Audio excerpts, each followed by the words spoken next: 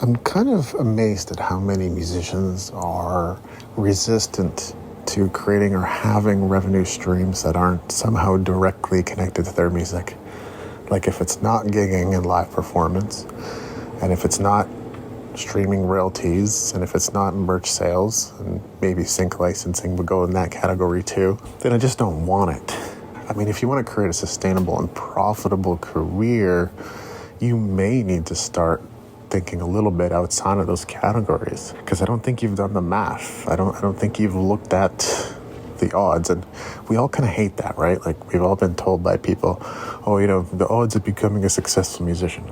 But that's not what I'm talking about. We need to practice accurate thinking, and accurate thinking requires that we look into not just statistics, but like gain a very deep understanding of market and audience and customers and all that kind of stuff, so that we can create a strategy that actually is going to get us to where we want to go.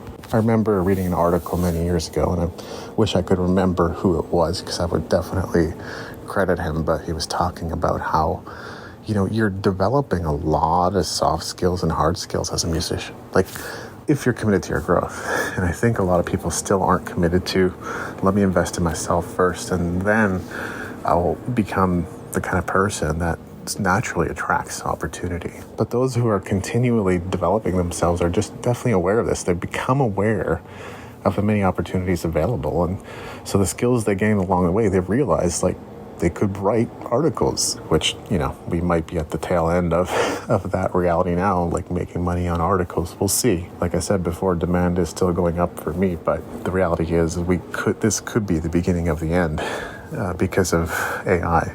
Take on public speaking engagements. You could do something as obscure as build a lead generation business.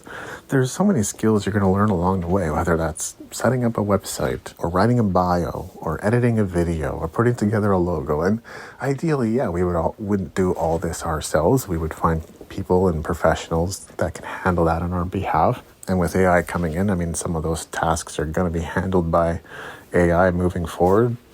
But you've gained the skills to be able to do many things well. And there may be lean times. There may be times when you need a little bit of additional income to make your gigging and career dreams a reality. I've talked about how I've made money from music in 27 ways. It's honestly probably close to 30 by now with all the things that I've done. And sometimes people just scoff at it, right? They're like, oh, well, that's not live performance and that's not making music and writing songs.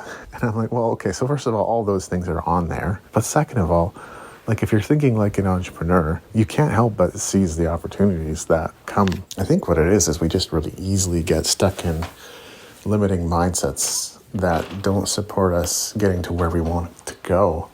There's definitely something to be said for like focusing on 2 or 3 revenue streams and establishing them before trying to do a whole bunch else. And at the same time, if you're limiting yourself and avoiding opportunity and not thinking outside the box, it's kind of like this story that's been told and retold, and I'm probably going to butcher it, but there's a pastor or a priest sitting at a church, and then he hears news of a coming flood. And so he prays to God and asks God to save him. And then the flood is getting so bad that he has to go all the way on top of the roof, the steeple of the church. And then someone comes by with a rowboat and says, hey, pastor, it's getting worse. Like, you got to get in now. There isn't much time. And he says, no, it's okay. God will save me. And then a motorboat comes by and they say, pastor, there's just no time left. The water's going to keep rising. You got to get in and save yourself. And he says, no, it's okay. God will save me. And then a helicopter comes and the pastor, the priest, is at the very top of the steeple on top of the cross now. And they're saying, pastor, this is your last chance. You got to get out now. The water's getting higher. You're not going to survive. You got to get in and get out.